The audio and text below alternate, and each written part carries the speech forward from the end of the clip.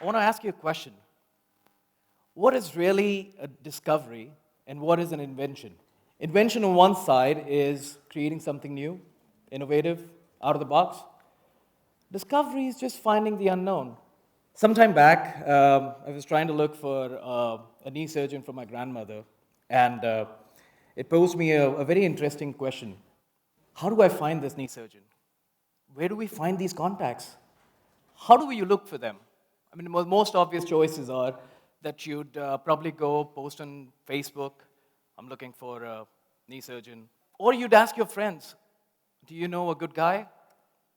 You'd ask other doctors to recommend you someone.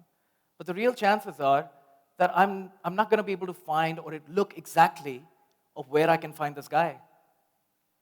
That, my friends, led me to a very interesting discovery.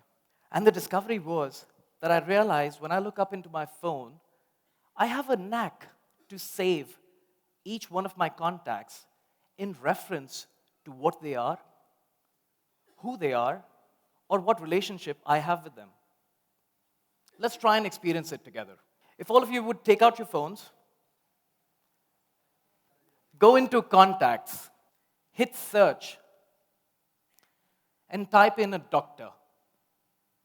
I typically save doctors as DR, or you could have it as DOC. Do you see some?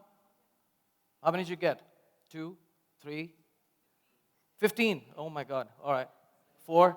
You don't get sick too much. Say about 10.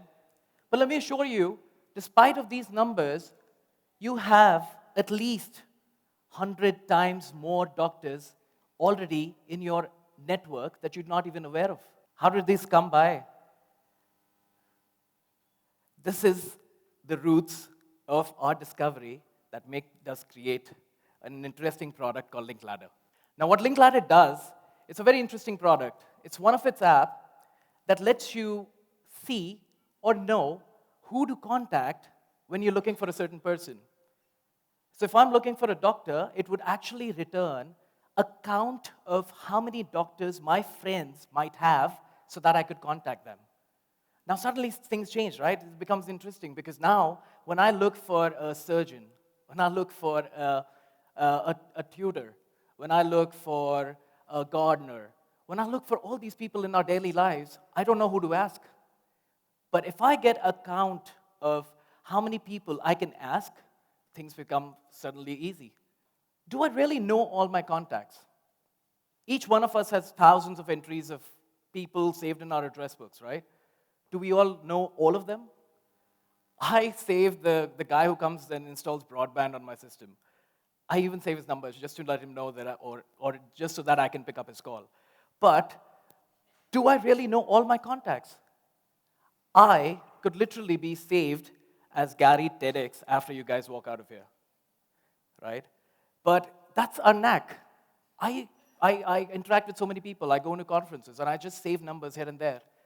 I literally don't even know if there are thousands of doctors that I already know, but just because I haven't tagged them as doctors in my address book, I can't search them. So what we did was, we took all of your address and this data onto the cloud, and we merged them together to come up with one unique tag, right? So if Gary is going to be called a doctor, or you are going to be called a lawyer, or somebody else is going to be called a surgeon, the world decides what you are, and that's how we save them. And that cloud tag is what is pushed to all of your address books, and that makes it searchable. So the next time I'm picking up my phone and trying to look for a surgeon, I would see that entry into my phone. We really have contacts from when the phone was invented. We've changed phones, we've changed technologies.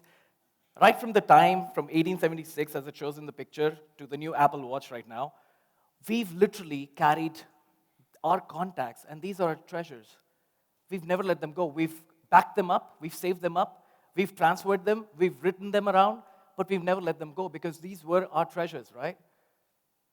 And this is what we thought is the most valuable possession a man has. Yet, there was nothing done on it.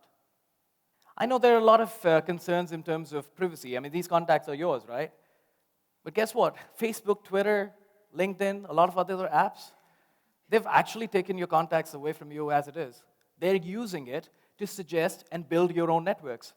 What we're doing here is we're actually making something more valuable to you. This backed by a concept where you could actually hide the contacts that you don't want to share. This makes it more interesting. At the end of the day, I would really say that an entrepreneur or a business has a major problem when he goes to market. There are two things that we're trying to do. We're trying to get discovered.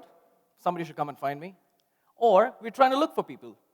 Setting up a business for myself, I had to get an accountant, I had to get a real estate agent, I had to get an architect, I had to get so many people, right? How do I look for these people? And as a business, I want to get discovered. I want people to recommend me, not KPMG.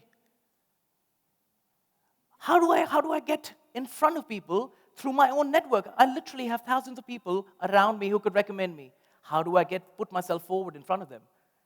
Linkladder is the only solution, and the idea fulfills it. A friend in need is a friend indeed, but your contact on Linkladder is your friend forever. Thank you.